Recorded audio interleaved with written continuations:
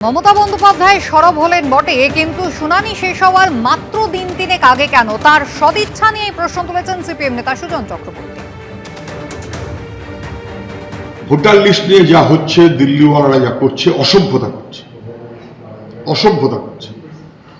নির্ভুল ভোটার তালিকা তৈরি করার পরিবর্তে ভোটার তালিকায় নাম কেটে দিয়ে বিজেপির রাজনৈতিক স্বার্থ সেই অনুযায়ী ভোটার তালিকা করার যে পরিকল্পনা নির্বাচন কমিশন করেছে, আমরা প্রথম দিন থেকে তার বিরোধিতা করেছি। দুর্ভাগ্য যে মুখ্যমন্ত্রী সব লোক দেখানোর মতন করে এই শুনানি শেষে 3 দিন আগে গেলেন কোর্টে, তারাই কিন্তু আর মনে পড়েনি। এটা কার স্বার্থ রক্ষা করবে? তৃণমূলের না বিজেপির? কতটা তৃণমূলের, কতটা বিজেপির, এগুলো সব আরএসএস ওয়ালারা ঠিক করে।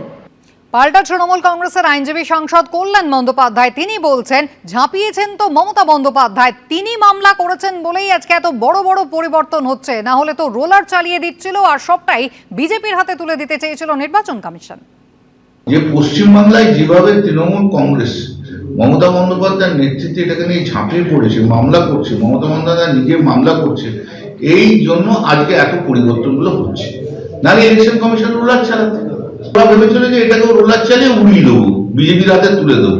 গত বুধবারের পর সর্বোচ্চ আদালতে মমতা বন্দ্যোপাধ্যায়ের করা এসআইআর মামলার আজকে শুনানি রয়েছে। দুপুর 2টোয় আজকে সর্বোচ্চ আদালতে এই শুনানি হবে প্রধান বিচারপতির বেঞ্চে। তবে মমতা বন্দ্যোপাধ্যায়কে গত বুধবার যেখানে সশরীরে দেখা গিয়েছিল শুনানিতে উপস্থিত থাকতে, আজকে সশরীরে নন, তিনি ভার্চুয়ালি শুনানিতে উপস্থিত থাকবেন এমনটাই জানা যাচ্ছে। কথা বলবো আমাদের প্রতিনিধি সৌভিক মজুমদারের সঙ্গে। সৌভিক, গত বুধবার যে শুনানি হয়েছিল যেখানে মমতা বন্দ্যোপাধ্যায় নিজে সওয়াল করেছিলেন, সেখানে তিনি বারবার পশ্চিমবঙ্গকে টার্গেট করা হচ্ছে, পশ্চিমবঙ্গকে বুলডোজ করছে নির্বাচন কমিশন, এই অভিযোগে যেমন সরব হয়েছিলেন, তার পাশাপাশি মাইক্রো অবজারভার নিয়োগ নিয়ে তার অভিযোগ ছিল, যার প্রেক্ষিতে প্রধান বিচারপতির বেঞ্চ নির্দেশ দেয় যে বাংলা জানা অফিসার, সেই অফিসার যাতে নিয়োগ করে রাজ্য সরকার। এই নিয়ে রাজ্য সরকারের কি পদক্ষেপ? আজ তো দুপুর 2টোয় শুনানি। দেখো, একদমই মাননীয় মুখ্যমন্ত্রী মমতা বন্দ্যোপাধ্যায়ের যে মূল অভিযোগ ছিল, সেখানে তিনি বলেছিলেন এই যে মাইক্রো অবজারভারদের নিয়োগ করা হচ্ছে, এই মাইক্রো অবজারভারদের নিয়োগটা জাতীয় নির্বাচন কমিশন কার্যত রাজনৈতিক উদ্দেশ্য প্রণোদিতভাবে করছেন, এবং তার কারণ হিসেবে তিনি উল্লেখ করেছিলেন যে যে সমস্ত রাজ্যে বিজেপি ক্ষমতায় রয়েছে সেইখান থেকে এই মাইক্রো অবজারভারদের নিয়ে এসে পশ্চিমবঙ্গে নিয়োগ করা হচ্ছে, এবং এই মাইক্রো অবজারভারদের যে মূল কাজ সেটা হলো ভোটার তালিকা থেকে যারা বৈধ ভোটার রয়েছেন সেই ভোটারদের নাম বাদ দেওয়া। সেটাই কিন্তু এই মাইক্রো অবজারভারদের মূল কাজ বলে মাননীয় মুখ্যমন্ত্রী তিনি অভিযোগ করেছিলেন। এর পাশাপাশি তিনি বলেছিলেন যে বিএলও, এইআরও এবং ইআরওদের হাত থেকে প্লাস ডিইওদের হাত থেকে এই ক্ষমতা, অর্থাৎ নাম যোগ করার বা নাম বাদ দেওয়ার এই ক্ষমতা কেড়ে নিয়ে সমস্ত ক্ষমতাটাই এই মাইক্রো অবজারভারদের দেওয়া হচ্ছে, এবং এই মাইক্রো অবজারভাররা তারা কার্যত নির্বাচন কমিশনের দপ্তরে বসে তারা শুধুমাত্র এই নাম বাদ দেওয়ার কাজটাই করছেন, নাম সংযোজন করার কোনো কাজ কিন্তু এই মাইক্রো অবজারভাররা করছেন না। ফলে এখানে কিন্তু নির্বাচন কমিশনের পাল্টা বক্তব্য ছিল, তারা রাজ্য সরকারের কাছে ক্লাস 2 অফিসার চেয়েছিলেন, কিন্তু মাত্র 80 জন সেই ধরনের অফিসারকে সরকারের তরফ থেকে দেওয়া হয়েছিল, এবং সেই কারণেই তারা বাধ্য হয়েছেন মাইক্রো অবজারভারদের নিয়োগ করার জন্য।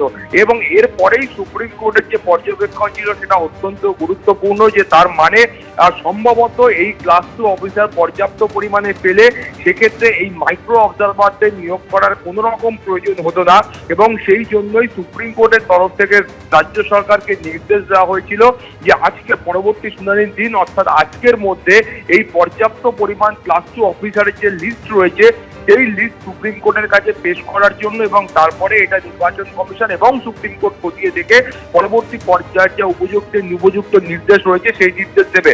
অর্থাৎ বুঝতে পারছো যে এই পর্যাপ্ত পরিমাণ ক্লাস 2 অফিসার দেওয়া সম্ভব হলে সেক্ষেত্রে যে অভিযোগ মাননীয় মুখ্যমন্ত্রী করছেন সেই অভিযোগ হয়তো আর উঠবে না, এমনটাই কিন্তু সুপ্রিম কোর্টের তরফ থেকে আশা প্রকাশ করা হয়েছিল।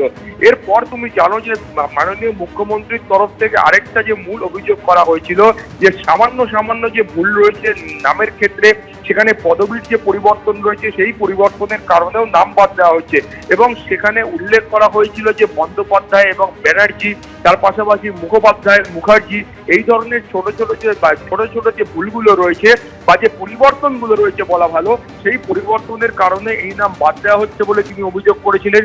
তিনি অভিযোগ করেছিলেন যে মেয়েদের বিয়ের পরে নাম যখন পরিবর্তন হয়, সেই পদবি যখন পরিবর্তন হয়, সেই পদবি পরিবর্তনের কারণে ভোটার তালিকা থেকে নাম বাদ দেওয়া হচ্ছে।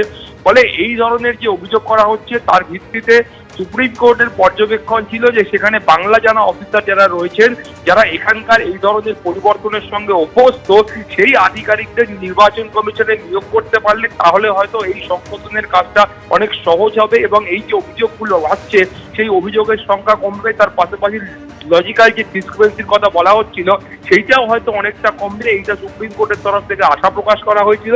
ফলে যার ভিত্তিতে আজকে শুনানিটা শুরু হবে দুপুর 2টোর সময় এবং সেইটা শুরু হলে পরবর্তী যে সওয়াল জবাব রয়েছে সেটা কিন্তু এগোবে। কুসুমিতা। একেবারে সৌভিক, ধন্যবাদ।